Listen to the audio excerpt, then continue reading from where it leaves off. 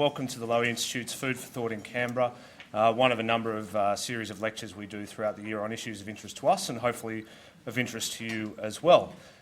Today we're here to launch the latest publication of the Lowy Institute, which looks at Antarctica, assessing and protecting Australia's national interests. Now, if you'd read the Melbourne Age this morning, you might think that we were actually here for the first committee meeting for the committee to invade Antarctica, but I can assure you that's absolutely not the case. For those of you I don't know, I'm James Brown. I'm the military associate at the Lowy Institute, which probably doesn't help with the conspiracy theorists. But I'm also one of those Australians who's incredibly fascinated by this continent to our south, which I think a lot of you in this room and certainly outside would be. It's a strange and mysterious place, and for most of us it's often off our strategic radar. Indeed, it's very unlikely that we at the Institute would have even looked at Antarctica in any level of detail had it not been for our inaugural National Security Fellow Ellie Fogarty, who's written and researched the paper that you'll hear about today. I should give a little bit of background on how that fellowship works. Lowy's had a number of fellows from around government in the past. We had a DFAT fellow back in 2005. We had a number of Army fellows, and we finished that arrangement with Army last year. The idea behind the National Security Fellowship is that we have 3-month placements of individuals from government agencies across the national security community. And importantly, we give them the luxury of time, which I know a lot of you here in Canberra don't often have, to put the feet up on the desk and think about things that they might not think about in the normal cycle of daily life. And for us at the Lowy Institute, it's a great opportunity to understand more about how policy is made, and also to give some of our ideas and some of our policy research more of a practical grounding. We're very thankful to the Department of Prime Minister and Cabinet that they were willing to embark on this experiment of having a National Security Fellow. We're very happy with the way it's turned out, and my thanks to the people in the department who made that possible. I should explain, however, and give you the official disclaimer that Ellie is not here as a representative of government, and the views that she has are her own as a Lowy Institute visiting fellow, and don't represent necessarily any thinking within government or any official government policy. Ellie Fogarty, who's written the paper that you'll hear about today, is a lawyer by training, which means that it's been particularly excruciating for her to watch us mangle her words throughout the editing process over the last couple of months. But I think she's produced a fascinating paper which covers national security in the truest sense of the word and the truest sense of the inaugural National Security Statement. Everything from environmental security to more strategic and conventional concepts of security and everything in between. Along the journey of watching Ellie's research and being part of that, we've learnt a lot of interesting things. None of us, for example, knew that Prince Albert of Monaco considers himself the patron saint of Antarctica, nor that he had such an interest in bobsledding. We didn't know that at one point Macedonia had a base on the continent where one very lonely guy was left to winter over and think about what he'd done. I'm not sure whether that's sort of I'm not sure whether that's a sign of success or failure in the Macedonian bureaucracy. But to help us interpret some of the many issues around Antarctica, we're very pleased also to be joined by Biddington and Professor Don Rothwell, both of whom will be known to many of you in this room. Don, with his excellent work covering many of the international legal issues, particularly looking at some of the issues to do with the Antarctic Treaty and the law of the sea back when UNCLOS first got off the ground, and Brett with his expertise in space issues, who brings an interesting aspect of some of the newer issues in Antarctica to play, hopefully in his discussion today. Without further ado, can I introduce to you Ellie Fogarty, who will talk through some of the findings of her paper. We'll then hear from both Brett and Don, and there'll be time at the end for about 20 to 25 minutes of questions. Ladies and gentlemen, Ellie Fogarty.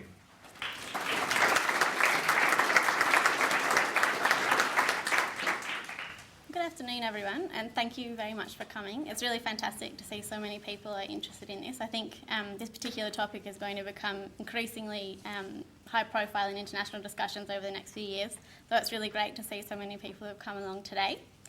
As James mentioned, over the last 12 weeks, I've been preparing a paper on Australia's interest in Antarctica. Just to sort of contextualise what it is I've been speaking about, I'll give you a brief introduction to the current situation in Antarctica to sort of let you all know where we are now. So following explorations in the late 19th and early 20th centuries, 7 nation-states made claims to various territory in Antarctica. So those states were Argentina, Chile, France, New Zealand, Norway, the United Kingdom and Australia. So of those 7 states, Australia's claim was by far the biggest, at around 42%, which is roughly double the size of Western Australia. Australia refers to this particular piece of territory as the Australian Antarctic Territory. Although there was some reciprocal recognition of claims between the claimant states, generally these claims were not recognised by most of the international community. But despite this, Antarctica generally didn't have a particularly high profile in international discussions until really the advent of the Cold War. So from about 1950 onward, both the United States and the Soviet Union began to consider Antarctica's potential as a base for submarines, for missiles, and also as a potential site for weapons testing, including the testing of nuclear weapons. The claimant states obviously were quite concerned with this, but those which were in close proximity, such as Chile, Argentina, New Zealand and Australia, were particularly uncomfortable. Both the United States and the Soviet Union were also concerned with denying the other state the option to use Antarctica for military purposes. So this sort of gave context to a situation in 1959 where the claimant states and other states with interest in Antarctica came together to look at how Antarctica could be preserved into the future. So the outcome of these negotiations, which included all 7 claimant states, as well as the Soviet Union, the United States, Belgium, Japan and South Africa, was the 1959 Antarctic Treaty.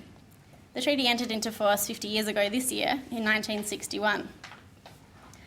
So under the treaty, Antarctica is preserved as a demilitarised zone for peaceful sciences and international cooperation. It's also free from international discord. Equally importantly though, to achieve this, the treaty suspended all of the claims which had been made on the continent and prohibited all new claims over territory while the treaty remained in force. The claimant states, including Australia, have accepted this, but all of them have been quite resolute in claiming that their claims to territory are only suspended and they have not been defeated by the treaty. Since 1961, the treaty has been signed by an additional 35 states, and it's also been complemented by a number of international instruments which look at things like preservation of flora and fauna and also the Antarctic environment. In 1989, there was also an effort to enact a convention for the regulation of mineral prospecting, exploration and development, but this failed to enter into force because both Australia and France refused to ratify the final document. Instead, in 1991, the Protocol on Environmental Protection, or the Madrid Protocol, was enacted, which makes a commitment to preserve the Antarctic environment. Of particular note is Article 7 of that protocol, which prohibits all activity relating to mineral resources until at least 2048, when that prohibition becomes reviewable. The Antarctic Treaty System has generally been regarded as a great success in international law and diplomacy. Although the treaty has suspended Australia's claim, it's also been of great benefit to Australia. It's provided us with physical security by ensuring that this region to our direct south is demilitarised, and it's also ensured that the flora, fauna and environment of our claimed territory has been protected. Over the last decade, however, state interest in Antarctica has risen quite significantly, and there are a number of states which are active on the continent, and that's increased dramatically too. Several states have significantly increased their investments in Antarctic activity. They've built new bases on the continent, many of which have been built in the area where Australia has claimed. And a number of states have also recently started discussing quite openly their interest in quantifying and considering future use of Antarctic resources. This could pose a potential threat to the longevity of the treaty, and strongly suggests that the prohibition on exploitation of mineral resources will be revisited in 2048. So consequently, that also poses a potential risk to Australia's claim. Just to sort of let you know the significance of this, the resource potential in Antarctica really is quite staggering, and it makes an extremely attractive location. Antarctica has absolutely vast mineral and coal deposits, it has huge marine resources, and it potentially has oil reserves as high as 203 billion barrels. So this would make it the 3rd largest oil deposit in the world after Saudi Arabia and Venezuela. It's also important to note that 50 billion of those barrels of oil are predicted to be within the continental shelves of the Weddell and Ross Seas, which sit off the Australian and New Zealand claimed territories. In an increasingly energy-hungry world, where states are becoming more and more concerned with their long-term energy security, Antarctica begins to look like an attractive proposition. And this has really been confirmed by some of the recent conduct and objectives of a number of states. In 2001, for instance, a Russian government ship collected data on regional gas and oil in Antarctica, which was contrary to the Madrid Protocol. In a policy statement which was released in 2010, Russia was also quite forward in highlighting its intentions to place itself, take preparatory steps now to place itself well for discussions of reopening the resource question in 2048. And it also highlighted Antarctica's implications for Russia's long-term economic, food and energy security. Similarly, also in 2010, the director of China's Arctic and Antarctic Administration stated openly that China's research and science priorities included examining Antarctic resources to determine their quantity and also determine how they might be distributed and used in the future. So, based on this growing interest in Antarctica and its potential resource exploitation in the future, it appeared to me that for Australia to rely just on the treaty's suspension of its claim and prohibition of new claims alone to protect its interests was probably insufficient. Subsequently, as the basis of my article, I examined whether Australia's Antarctic policy is sufficiently robust and flexible to withstand any future challenges, and whether our present position is suitable to ensure our claim can really be sustained into the future. My ultimate conclusion was that, at present, our Antarctic policy and activities are probably not suitably directed to withstand future challenges, or to ensure that our long-term interests are sort of optimally protected. Over the life of the Antarctic Treaty, Australia's Antarctic policy has generally been founded around two main limbs. So on the one hand, Australia has been committed to remaining active in and maintaining the Antarctic Treaty System. But then on the other hand, Australia has also concurrently committed to preserving its dormant claim to sovereignty. Over the past several years, though, Australia's commitment to maintaining that claim seems to have waned a bit in some of our more influential policy statements. The Australian Antarctic Division, which sits within the Department of Sustainability, Environment, Water, Populations and Communities, or the fantastically acronymed SUPAC, is responsible for leading Australia's Antarctic program.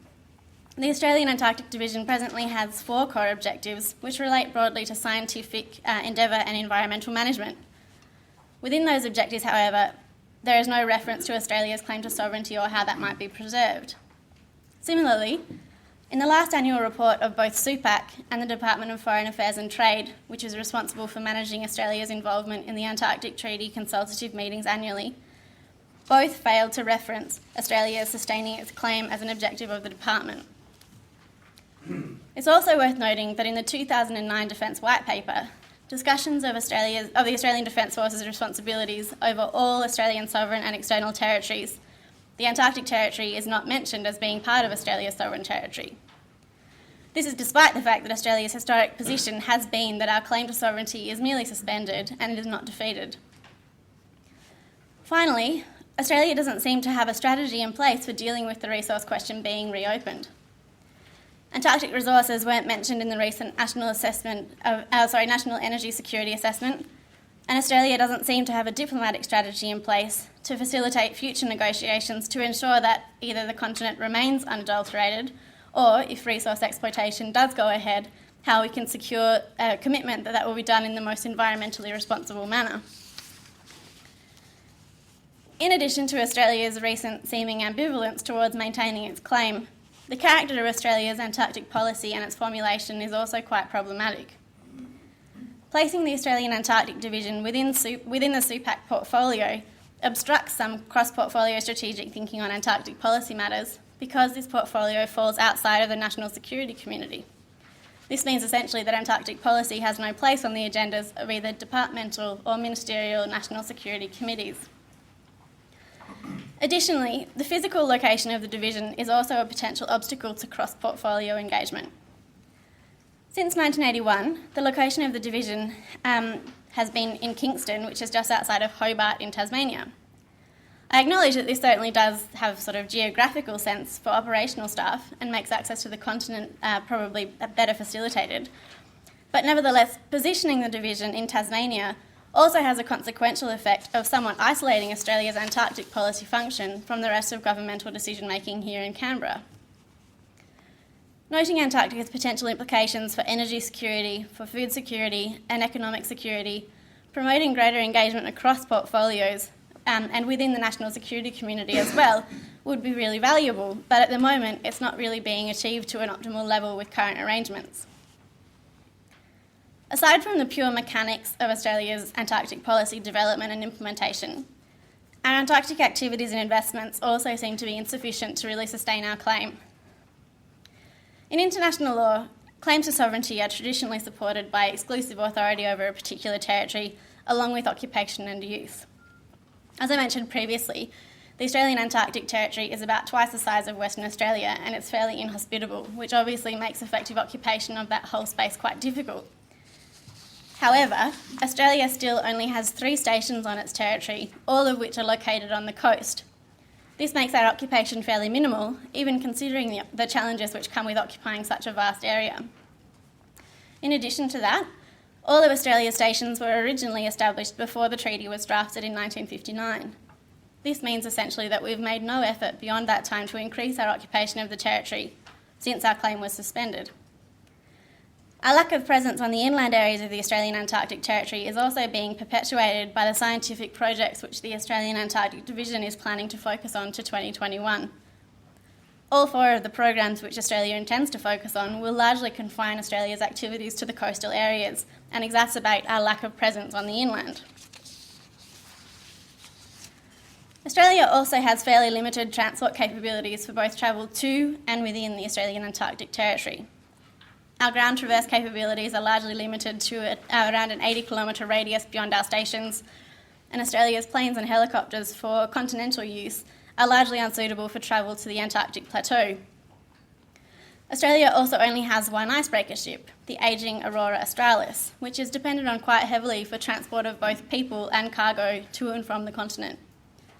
This makes transport slow and infrequent, and it also limits the availability of the Aurora Australis for scientific marine projects.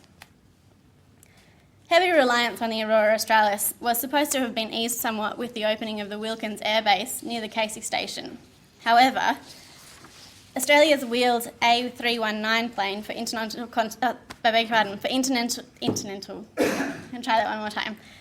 the plane for intercontinental travel has been unable to land on the ice runway over the last few summers simply because the ice has been, the warm conditions have made the ice unsuitable for landing. So this has limited the number of flights that Australia has been able to make from its mainland to the Antarctic continent, and has also seen our plane having to be diverted to the American McMurdo base on the New Zealand claimed territory. The implication here then is that Australia has been unable to independently access its own claimed territory and is really reliant on the benevolence of other states to access the continent.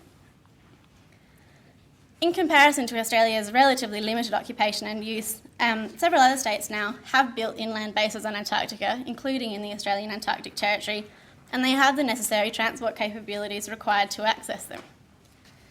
At the moment, 7 and soon to be 9 other states have stations on the Australian Antarctic Territory. This also indicates quite strongly that Australia will not be able to argue too convincingly that we have independent authority and use of that land, and it shows quite clearly that our occupation is far from exclusive. Many of the states which are active on the Australian Antarctic Territory are increasingly focusing on conducting astrophysics and astronomy. This research is best conducted from the Antarctic Plateau, which largely falls within the Australian claimed territory. Australia, however, has not indicated any interest in Antarctic astronomy and recently declined to join a joint project with France and Italy a few years ago to enter into the world of Antarctic astronomy and astrophysics. So this has meant that we will potentially fall behind other leading Antarctic states, and we've also missed a really great opportunity to increase our inland occupation. So based on all of these conclusions, that Australia is presently not optimally positioned to defend its claim to sovereignty in the event that we might face a formal challenge in the future, I considered then how Australia's policy might be strengthened to better support our claim. So my recommendations really fell into 3 main themes. First, I looked at international engagement and making better use of the existing mechanisms under the Antarctic Treaty System. Secondly, I looked at redefining Australia's Antarctic policy. And third, I also looked at making strategic investment in and development of infrastructure to support our Antarctic activities. As part of Australia's international strategy, I recommended that firstly, Australia needs to remain actively engaged with the Antarctic Treaty consultative meetings. This is something that we already do quite well, and it provides a logical and useful forum in which Australia can be influential in discussions about Antarctic administration and management. Additionally, however, I also recommended that Australia needs to make better use of the compliance mechanisms which are available under the Antarctic Treaty System. Under the treaty system, states are free to inspect the stations and facilities of other states. States are also required to submit reports to the Treaty Secretariat which outline their Antarctic activities on an annual basis. Most states have made minimal use of the inspections provisions, and several states have been inconsistent in their submission of annual reports. I have therefore suggested that Australia should make greater use of the inspections provisions and also make a greater effort to reinvigorate the annual reporting process to encourage all states to comply with reporting standards. The inspections aspect, though, will also be a good way for Australia to demonstrate not only its interest in what other states are doing in Antarctica, but also to make sure that those activities are being conducted in conformity with the requirements of the treaty. In terms of Australia's own Antarctic policy, I discussed in some length the need for Australia to think more strategically and redefine its Antarctic policy as a cross-portfolio matter as well as a matter of national security. Noting that Antarctica's future management and use will have implications for a range of Australia's policy portfolios, I recommended greater whole-of-government engagement is needed now so that we can try and develop forward-looking Antarctic strategy. To facilitate this, I recommended that regular interdepartmental committee meetings be held with all agencies which have an interest in the development and formulation of Antarctic policy. These might include not only SUPAC, but also the Departments of Resources, Energy and Tourism, Innovation, Industry, Science and Research, Defence, Regional Australia, the Attorney-General's Department, and the Australian Customs and Border Security Agency. I also recommended that preservation of Australia's claim needs to be restated as an objective of the Australian Antarctic Division, and that the policy function of that division should be moved to Canberra. This would allow for greater cross-government engagement and would also avoid the present marginalisation of Antarctic policy. I also recommended that the division as a whole should be moved from its present portfolio into a portfolio which better places it in a position to manage the national security aspects of Antarctic policy. The agency which I thought would be the most appropriate for this is the Attorney-General's Department. This is due to the fact that the two key objectives of that department intersect very well with a more strategic approach to Antarctic policy. AGD's two core objectives are maintaining and improving Australia's law, justice and national security, and secondly, promoting good governance in Australia's territories. Finally, I also recommended that significant investment needs to be made to promote and expand Australia's activities and infrastructure on the ice. To begin with, I recommended that a large investment needs to be made in refurbishing our bases. If Australia wants to remain a world leader in Antarctic sciences, it's essential that we make sure our facilities are comparable to other leading states. I also recommended that Australia extend its Antarctic sciences into the emerging field of Antarctic astrophysics and astronomy. To facilitate this, I recommend that Australia should look at building an inland base at Ridge A on the Antarctic Plateau. This would not only ensure that Australia keeps pace with other states which are already branching into this area of Antarctic sciences, but it would also provide an effective way for Australia to extend its occupation into the inland.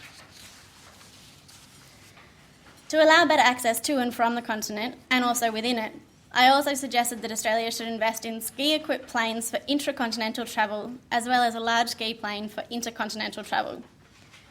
Investment in a ski-equipped plane for use between the Australian mainland and the Australian Antarctic Territory would ensure that the Wilkins Air Base can be used during those warmer summers, and will also reduce reliance on the Aurora Australis. Finally, I also suggested that Australia should look into purchasing a second icebreaker ship. These are obviously very expensive, but if we did have a second one, we would have a further reduction in reliance on the Aurora Australis, and we might also have a potential opportunity for customs to have access to a ship suitable for conducting operations to deter illegal and unregulated fishing in the waters off our claimed territory in Antarctica. I genuinely hope that some of these recommendations will be considered by government, or at least serve as a catalyst to try and stimulate some discussions about how Antarctic policy can be more strategic into the future.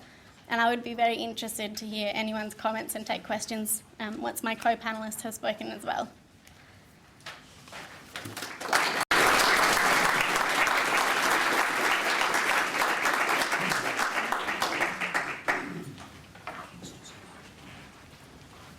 So, ladies and gentlemen, food for thought indeed, and I congratulate Ellie for that work. I think that she's put some questions before us and our country that we do well to think about hard.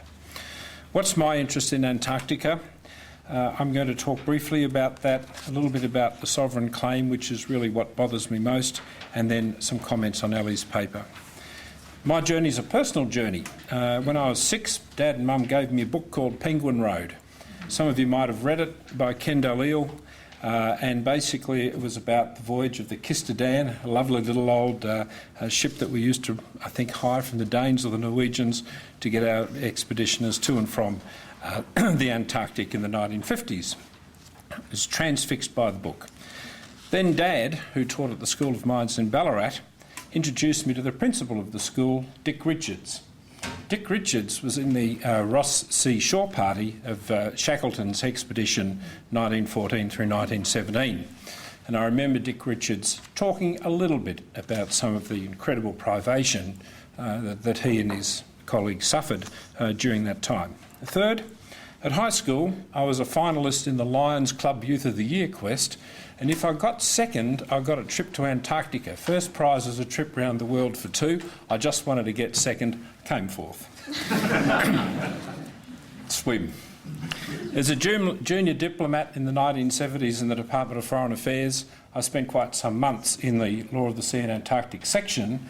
Indeed, I was the secretary of the IDC looking at the Law of the Sea position in the third conference, which of course was the seminal conference for all that. Fifthly, in defence now and sponsoring the Jindalee Over the Horizon radar, in the late 90s and early thousands I had a lot to do with DSTO and basically was able to say to DSTO, look, can we have just a little bit of a systematic look at turning the radar around and what the hell might we see if we point it south? I can't tell you what we saw. The next thing was John Story, Professor John Story, who's in the audience today, is really the doyen of Australian Antarctic astronomy. And John basically asked me if I would become the inaugural chair of the Australian Antarctic Astronomy Committee, which I did, and so that then brought me up to speed on a whole lot of things to do with Antarctic, and particularly with the superb seeing conditions on the high plateau for certain sorts of astronomy. That also, of course, brought home the hopeless logistics that we had to try to get things there. And finally, I've been helping a small group of people called the Antarctic Broadband Project, which was a funded project under the Australian Space Research Program, to basically develop a business case, or to see if a business case exists for broadband communications to and from Antarctica using some very cool satellite technology. And 2 of the people who are involved in that project are in the room too. And I guess finally I've started in my spare time a PhD looking at remote and fragile environments, and I'm looking at space, at cyberspace and Antarctica as 3 sort of weird environments, very different in some respects, but maybe there are some common themes in terms of their regulation, their use and how we secure assured access to those environments. So that's my background, that's why I'm here. Ellie rang me up and said, I've been given your name, can you come and help me talk about Antarctica? So I did, and here I am again. The sovereign claim. I've had a long-held view that we've not been fair dinkum about our Antarctic claim, and as with space, we've tried to do Antarctica on the cheap. My concern is that this approach, it's been hidden under the convenience or the label of doing what we can to support the treaty regime. That's a good thing, but I think we've been a bit disingenuous about this. If we're not careful, this is going to be exposed pretty quickly as being hollow and insincere, because we've fundamentally not matched our mouth with our money. My greatest concern, and Ellie's touched on this, is the parlous state of our transport infrastructure. We've got a rapidly wearing out ship, we've got an air bridge that basically doesn't work, the aircraft in Antarctica are ill-suited to the task, and that's not particularly helped by the regulatory environment that they have to live under, and we have no long-range on-ice traverse capability. In short, we struggle to get to our territory, we struggle to observe what we claim to own, except by using the sensors of other countries' satellites, and we can't respond or react to events or incidents on our territory with any degree of confidence or certainty.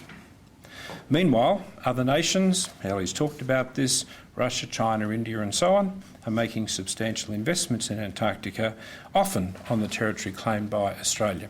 That's fine, these countries are emerging, you would expect that to happen. However, I'm not sure, and Ellie certainly made this point much more eloquently than I can, that we have kept up in a policy sense with what the implications are for us of those developments. Some of the some of the investment that's been made by some of these countries has been done with scant regard to our sensibilities or to the treaty provisions about transparency, inspection and sharing of research data. Our sovereign claim and what we do to protect it is not part of the Australian national story. It's not part of the story like the bush is. And in my view, until we begin to have Antarctica come into the national story, it will still sit somewhere out on the sideline, out of sight and out of mind, and easy and readily ignored. And I guess the article in today's age that's been referred to in a sense makes that point, written through a lens of ignorance and preferably with some sort of embarrassment factor, and hang the truth or hang the point of what Ellie is saying. Turning to Ellie's paper, firstly, I think it's a very important contribution to the public debate. Secondly, it comes at a great time because my understanding is that in fact Cabinet shortly may well be considering a major review of Australia's stance on Antarctica. So the fact that we now have something in the public domain that a more general conversation can work around can only be helpful in that regard. It in fact helps us to think about this notion of what all of these flags being planted in Antarctica means beyond the treaty regime and its niceties. And ultimately, Ellie's paper also is saying, hey, this is no longer, Antarctica is no longer the preserve of scientists and international lawyers. No disrespect to scientists or international lawyers, not at all.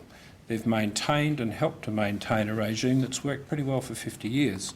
But things are getting tougher and harder, and so she's now provided a segue for policymakers and politicians, and perhaps a broader public, to become involved again. So I think she's given us a wake-up call. I commend her for writing the paper, and I commend the paper to you. Thank you.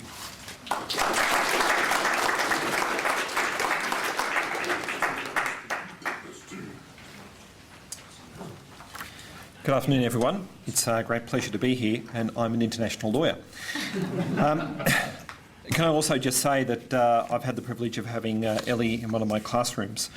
The Laurie Institute, in my view, is really to be commended for this very timely analysis of Australia's national interests in Antarctica. And as we've heard, it comes at a time when there's renewed interest in these issues in both the security and the academic community. And indeed, this week, along with my colleague Alan Hemmings, who's here today, and another colleague, Karen Scott, at the University of Canterbury, I'm concluding a 3-year study which has been conducted looking at the issue of Antarctic security. This study has involved a number of workshops on either side of the Tasman and has engaged 14 scholars from Australia, New Zealand, the United Kingdom, India and the United States, in which we have considered how Antarctic security should be envisaged. This project has also benefited from the insights of government officials and Antarctic specialists. The project sought to assess Antarctic security from multiple angles, including regime security, regional security, national security, resource security, environmental security, and also human security. And one of the very interesting and in fact very elementary findings of that project is that there is in fact very little rigorous analysis done of Antarctic security, which is all the more striking in my view when it's compared to the voluminous literature and the policy analysis that has occurred and been devoted to Arctic security in the post-war era. And indeed, just 2 weeks ago, I was in Fairbanks, Alaska, at an event sponsored by the University of Alaska Fairbanks, looking at issues of Arctic security in what was called the Central Arctic Ocean. No doubt much of this discrepancy that I'm outlining is due to what has been perceived to have been the success of the Antarctic Treaty. And indeed, the Antarctic Treaty has been remarkably successful in providing security and stability for Antarctica and the Southern Ocean since its adoption in 1959, notwithstanding multiple and ongoing conflicts in other parts of the world, including one, and namely the Falklands-Malvinas War, that literally took place on Antarctica's doorstep.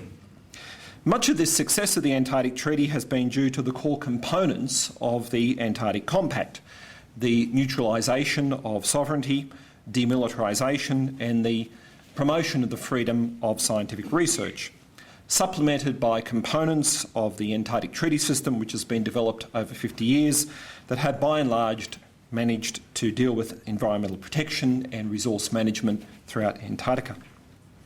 However, the Antarctic Treaty System, in my view, is beginning to show some signs of wear as Antarctica emerges from its polar isolation and become increasingly a part of the mainstream of international affairs. And one matter that hasn't been addressed today, but which is very obvious in that sense, is of course the significant rise of tourism to Antarctica in recent years, and of course the number of maritime incidents that have begun to arise as a result of increased tourist shipping activity in the Southern Ocean.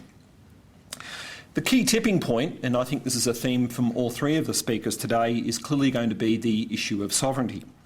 As James Crawford, one of Australia's leading international lawyers, has observed in the case of the Antarctic Treaty, international lawyers are used to the stability which is based on a definitive resolution of claims to sovereignty.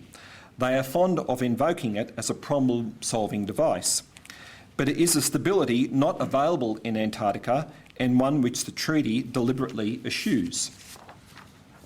Therefore, in my view, a key challenge for the Antarctic Treaty and more generally for the Antarctic Treaty System will be to evolve so as to reflect these changing circumstances, so as to remain relevant in the 21st century. Otherwise, there is every likelihood that the key tenets of the treaty that we're all familiar with will be challenged from both beyond and even from within the existing treaty system. One of the key findings of this Lowy Institute report is that Australia must also evolve with these changing times and accept that some of the tried and tested paradigms that have been applied with respect to the conduct of Australian activities in Antarctica and within the treaty system may not be appropriate for the future. And interestingly, that conclusion is broadly consistent with the findings of the Antarctic Security Project that I've spoken about, when that's taken in the much larger context of security of the whole regime and not just that of one particular claimant state. I look forward to further discussions on these issues.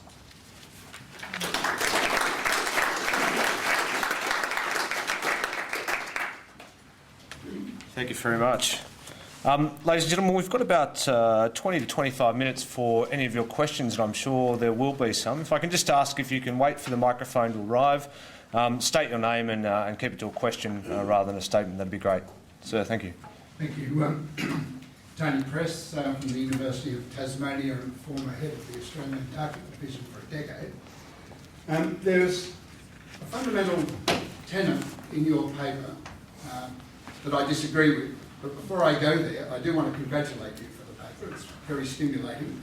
And I do agree wholeheartedly that Australia's investment in Antarctic affairs is undercooked. We need to invest more and we need to be more explicit about why we're there.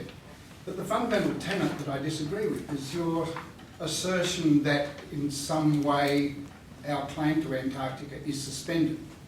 I would declare that Article 4 of the Antarctic Treaty underlines our claim to Antarctica, as it does to the other claimant states, and that's the basis for Australia's policy in Antarctica and has been for decades, and it has not been resolved. it's only in the popular domain that people talk about claims being suspended. So I'd like some comment on that. All right, we might take 2 or 3 questions at once. That way we can move through them. I'll just take a second question up there, sir. Neil Hamilton. Neil Hamilton from Australian National University. Ellie, I share your disquiet with Australia's Antarctic policy, and indeed I share some of your conclusions. But I would like, I guess, to question you on the definition of national interest. There's an assumption, not just here, but in Canberra, that national interest implies supporting our claim. There are other models of national interest that could be, for example, support for the existing system or the adoption of a different but equally internationalist framework for the governments of Antarctica. So if you could comment on that, I'd be grateful. Sure. Okay. All right, well, let's start with those two. What I might do is, Don, as the international lawyer, defer to you on the first question, and then Ellie, if you can answer the next 2, that'd be great. So the first question, I think, was about whether the claim really has been suspended or not, if I was correct.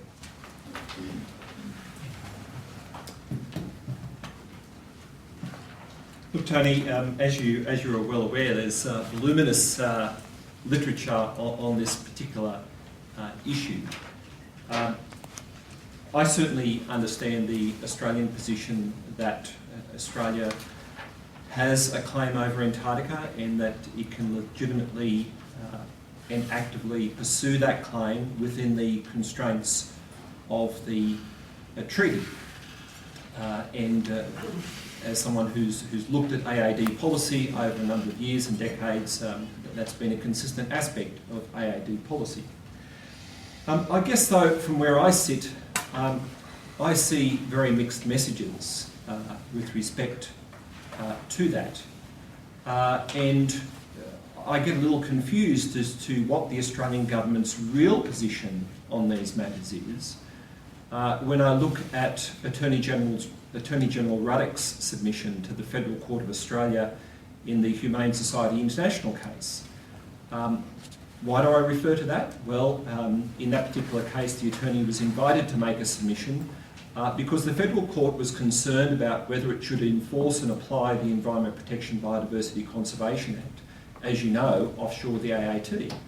And in the Attorney General's submission, I think it's made quite clear that Australia recognises that Australia's claim is not recognised by many other states, and in fact it's only mutually recognised by a very small number of states, and that the Australian government is effectively saying, well, to actively enforce the Australian claim will raise significant issues for other treaty parties. So I guess where I sit is that I see some mixed messages coming out on these particular issues in terms of how actively Australia views the validity of its claim and how it can actively support and develop that claim consistently with the treaty. Now, as I said, I talked about mixed messages because I can also point to examples of where Australia has been assertive of its claim in ways that could be seen to challenge the Article 4 Compact. Ellie, did you want to add to that first question? I might go straight to the second question, if that's all right. I did look at some of the other options which have been presented over the last 50 years for how Antarctica might be managed. In the 1950s in particular, there was a big push from India that suggested that the claims in Antarctica really were just a way to support existing colonialist claims to various pieces of the world. And India pushed quite hard then for Antarctica being preserved as a common heritage of mankind area. That particular argument was reinvigorated in the 1980s by Malaysia, which also looked at having Antarctica be preserved as a global reserve. I guess the reason that I didn't look into that in my particular paper was that Australia's policy over the last 50 years has really been that, as Tony mentioned, we want to stand by our claim. And I wasn't convinced necessarily that Australia should open the resource question, or I would sort of on a personal level hope that we don't choose to mine Antarctic resources. But my main concern was if Australia actually wants to sort of keep with that argument, then at the moment we're losing ground. And so I think to sort of argue in a paper like this that we should abandon our claim and look at a new system is probably a bit too revolutionary just at the moment, simply because Australia does still seem to be quite committed to maintaining that claim. So that was why I sort of opted to, I guess, push along with the traditional line and see how we might better argue that one. All right, any other questions? Yep, just down the front there.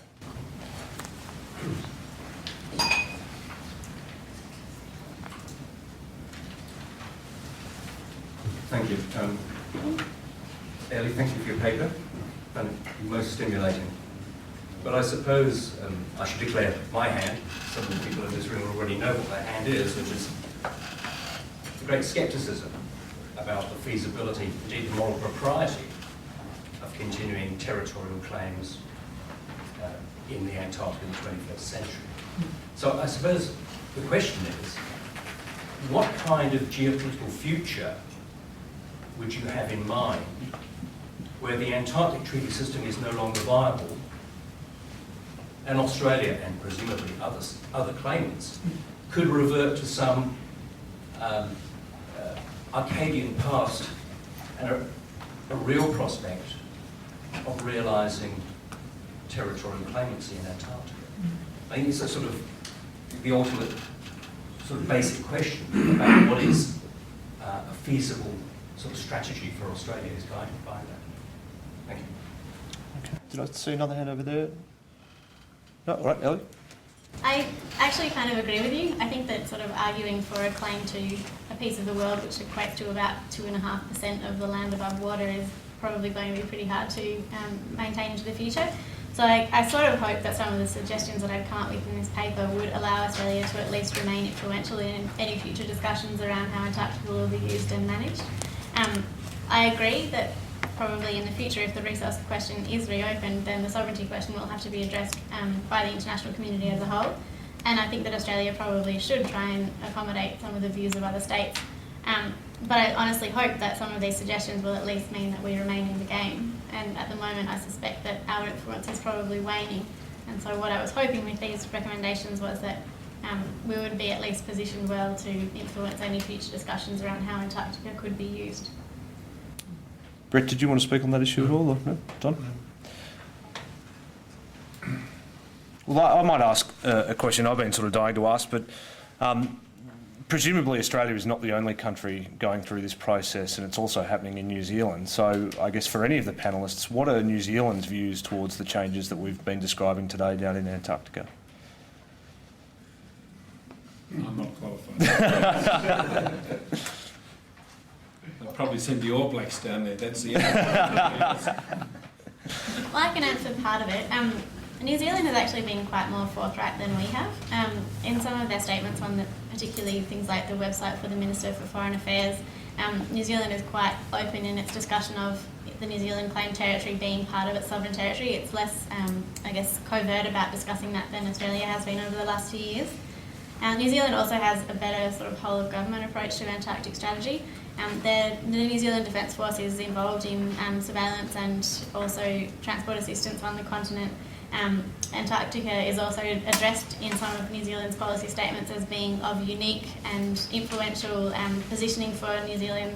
And I think there's sort of a moral argument which they're making about that uniqueness and how New Zealand has a particular position within both sort of geographic and historical contexts, which I guess they're using to make their claim, sort of to validate their claim in the modern era. Okay. A question just in the middle over there.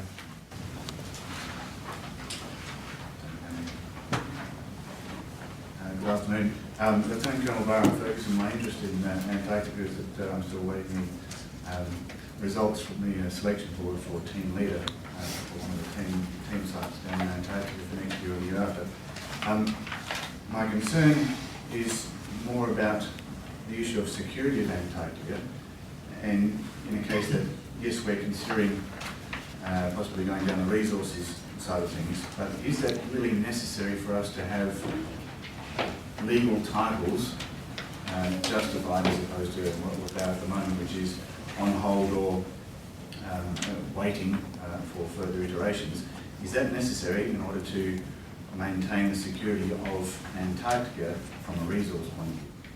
Do we actually have to have legal recognised titles in Antarctica the way they are now in order to say, look, let's get together as a world, if you like, and remove the possibility of going through the resources issue in Antarctica because it's just not worth it for the rest of the planet, basically. Who wants to go first on that? I think that's going to be you, Don.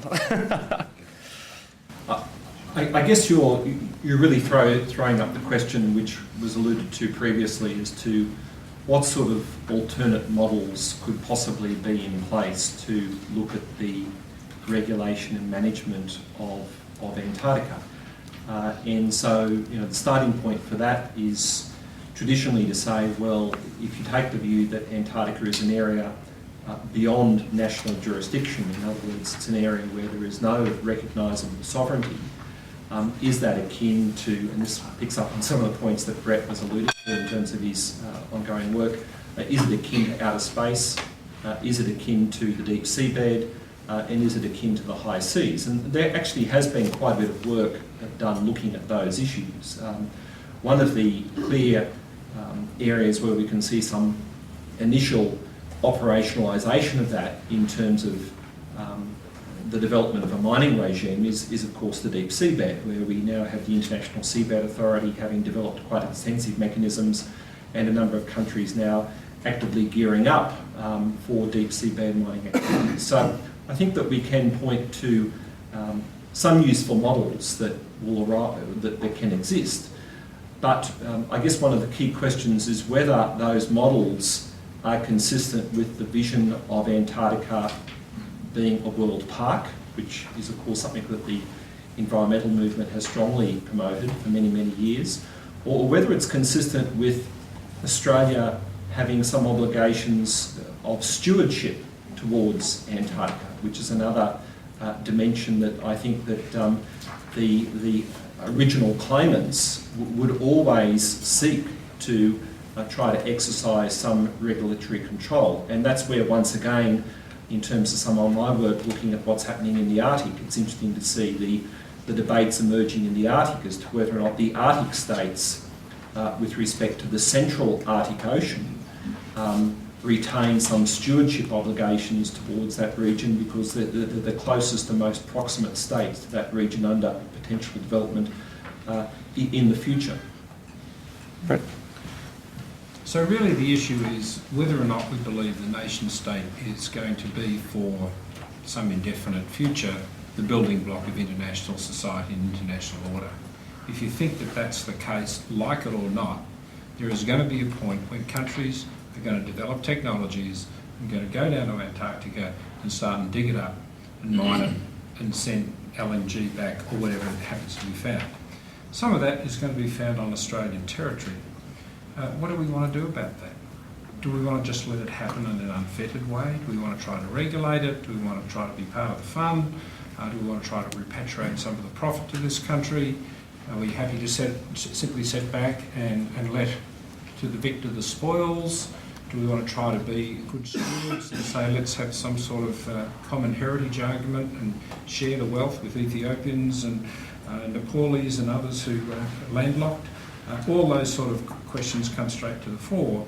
And I think Ellie is simply saying, and certainly I've interpreted her as saying, for God's sake, Australia, wake up and start and think about these things, because we have no framework at all to think about what these conversations might look like and what we might do to respond to them.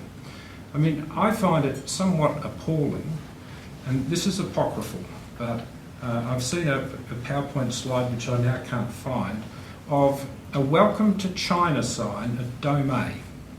Domei is where there is a Chinese observatory being put on the highest part of the plateau on Australian territory, and there are some Australian instruments there. We weren't allowed to take the Australian flag down on the little cabins that were made at the University of New South Wales, so bugger me dead, we painted them green and gold. That was okay, but the Australian flag, as far as the Chinese was concerned, and they were the people who carried the experimental cabins in, they didn't have an Australian flag on them. There were plenty of Chinese flags in evidence. So anybody who thinks that we're not talking about national sovereignty when we're talking about China and about Antarctica is deluding themselves. Ellie, did you want to speak to that question? I think it's been fairly well Covered off. Another question down there. Yes, John Story, University of New South Wales. I'd just like to ask a somewhat naive question, and that is, what does having the Australian Antarctic Territory actually buy us? I mean, what disadvantage is China at in not having a territory? Great question. Well, Don, you might be able to correct me if I get this wrong, but essentially in international law, recognised sovereignty over a territory gives you the exclusive right to any resources and the management of that territory as well. So if Australia's claim was recognised, we would have an exclusive right to mine or leave it entirely as it is, preserve it as a pristine environment. So without a recognised claim to anybody, at the moment, as Brett mentioned, because we do work in a system that is based on nation states, no state is really in a position to make any unilateral decision about how any piece of Antarctica might be used. And so, essentially, because Australia has a claim already, if it was recognised, we would have the option to use it as we saw fit. And I guess because China doesn't, they sort of, my impression has been anyway, they're becoming increasingly involved with international sciences and also with the Antarctic Treaty System itself, so that they can influence any discussions that might sort of happen in the future around international management of Antarctica, sort of beyond the nation state claiming of territory. I don't know if did I answer your question, John? Brett. I think this is a pretty interesting question. Sometimes you've got a whole lot more flexibility of action if you're not encumbered with something. Look at terrorists. And not that I'm suggesting China is terrorists, but again, there's a certain freedom of action that the Chinese have that perhaps Australia doesn't have, because we have the encumbrance of our sovereign claims in the territory and all that goes with that. What I'd like to though suggest is that we are not even using science policy as a strategic lever.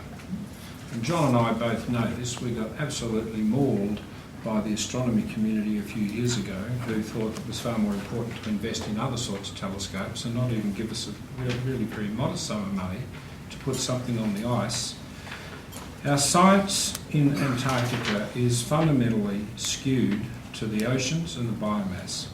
I'm not saying that's a bad thing, but that's in the oceans contiguous and around. We have an opportunity with science and science policy not only to pursue some damn good astronomy, but to actually make another statement about that science investment, which is that we believe in putting a stake on what we claim as our own territory, and at some point we can then trade that away, or we can trade it up or trade it down, but we can trade. If you've got nothing there, you've got nothing to trade with. And I think that's Ellie's point, which is, how much do we need to have in the way of a stake which is credible, which is believed by others to be credible, and then how do we deal with that? Go back to the Falklands. What emboldened the Argentinians to move when they did? Because the British withdrew a clapped out old icebreaker from the bottom end of the South Atlantic, and that persuaded the Argentinian president that Margaret Thatcher had lost her interest in the South Atlantic. Well, how wrong were they? Just a quick comment. One very obvious way in which Australia's sovereign interests in Antarctica was reflected in a minerals context was, of course, during the negotiations of the Minerals Convention in the 1980s, in that the final resolution of that issue through the Convention on the Regulation of Antarctic Mineral Resource Activities, Canberra, and albeit a convention that never entered into force, was that the rights of the 7 claimant states were all embedded into that treaty and gave them particular privileges in terms of the way in which mineral resource activities could have ultimately taken place within their claimed sectors. So there's a precedent of where Australia's interests were recognised in that particular context. Probably got time for one last question down the front. Antarctic policy, or? United States, US and New Zealand. Okay, well, I think with New Zealand, we probably have quite a good, there's quite a consistency of policy. Both Australia and New Zealand, obviously, as original claimant states, have quite a bit of interest in having those claims maintained. Because also we are in relatively close proximity, Antarctica has quite a bit of influence over things like ocean currents and climate in our region. So I think we both have quite a strong interest in maintaining the environment there too. The US, as far as Antarctic policy goes, the US has never recognised any other claim in Antarctica. It's also reserved its rights to make future claims to territory in the future in the event that the Antarctic Treaty expires. The US has also been quite territorial in its Antarctic policy over the last 50 years. It has bases wholly on the areas claimed by just about every state, and it's South Pole base straddles where all of the states intersect. The prohibition. The review mechanism for the prohibition on mineral resources was also added into the Madrid Protocol at the behest of the US. So I think possibly Australia's position doesn't line up as well as with the US as it might. I think there's quite a bit of cooperative sciences between Australia and the US, but also Australia and China and several other states as well. So I think under the treaty system we work quite well together, but possibly our long-term objectives for Antarctica have never really aligned that closely. Brett or Don, did you want to speak to that question? Just a very quick comment, and this is to sort of pick up on the space piece. Many countries have set up bases in Antarctica in order to be able to see what their own satellites are doing, to control them. Not so much to get data from them, because if the data drops into an Antarctic ground station, there's no way to get it from Antarctica back to users. So that's not a particularly helpful thing to do, but certainly to observe and monitor their own satellites. And I would argue that we will see, this is one of the compelling reasons for Chinese activity in Antarctica as a secondary purpose, to gain access to a ground station in Antarctica that can monitor their own satellites and their health and status and so on.